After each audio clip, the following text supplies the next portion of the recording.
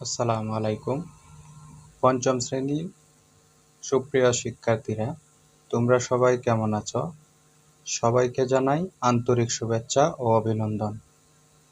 আমি তোমাদের পঞ্চম শ্রেণীর গণিত বইয়ের অনুশীলনী ৩ নং পৃষ্ঠা ১৯ এর ২ সমাধান করে দেব। প্রশ্নে বলা হয়েছে ১২টি প্লেট এবং ২০টি কাপের মূল্য একত্রে ৩,৯২০ টাকা। একটি কাপের মূল্য ১৪৫ টাকা হলে একটি প্লেটের মূল্য কত? দেখো বন্ধুরা, এখানে দুটি জিনিস আছে, একটি হচ্ছে প্লেট এবং অপরটি হচ্ছে কাপ। প্লেট এবং কাপের মূল্য একত্রে বলা আছে ৩,৯২০ টাকা, অর্থাৎ এখানে ১২টি প্লেটের দাম এবং ২০টি কাপের দাম একসাথে করে ৩,৯২০ টাকা বলা হয়েছে।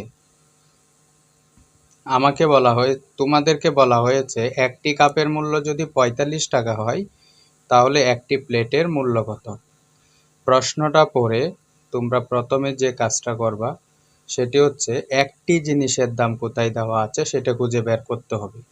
এখানে একটি কাপের মূল্য ১৪৫ টাকা, তাহলে একটির মূল্য থেকে আমাদের ২০টি কাপের মূল্য বের করতে হবে। এটাকে বলা হয় ঐকিক নিয়ম। ঐকিক নিয়ম কাকে বলে? একটির দাম বের করে সমস্যা সমাধান করার পদ্ধতিকে ঐকিক নিয়ম বলে। তো একটির দাম যদি আমরা জেনে থাকি তাহলে আমরা ২০টি বের করতে পারবো। কি করে বন্ধুরা? গুণ করে, কারণ কম থেকে বেশিতে গেলে গুণ করতে হয়। কম থেকে বেশিতে গেলে কি করতে হয়? গুণ করতে হয়। তাহলে চলো আমরা অঙ্কটা সমাধান করি। এখান থেকে দেখে দেখে লিখবা একটি কাপের মূল্য ১৪৫ টাকা। এই যে আমি লিখলাম একটি কাপের মূল্য ১৪৫ টাকা। তারপর কি বলা আছে? কয়টি কাপ আছে এখানে? দেখো ২০টি কাপ আছে। কয়টি কাপ আছে? ২০টি।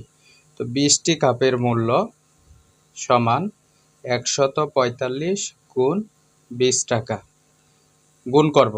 দেখো কোনো সংখ্যার সাথে যদি শূন্য থাকে ওই শূন্যটা প্রথমে নামিয়ে নিতে হবে। ২ দ্বারা ৫কে গুণ করব। ৫ দ্বিগুণে কত হয়? ১০। ১০-এর শূন্য, হাতে আছে ১। ৪ দ্বিগুণে ৮। ৮ আর হাতের ১ ৯। ২ একে ২। ২,৯০০ টাকা।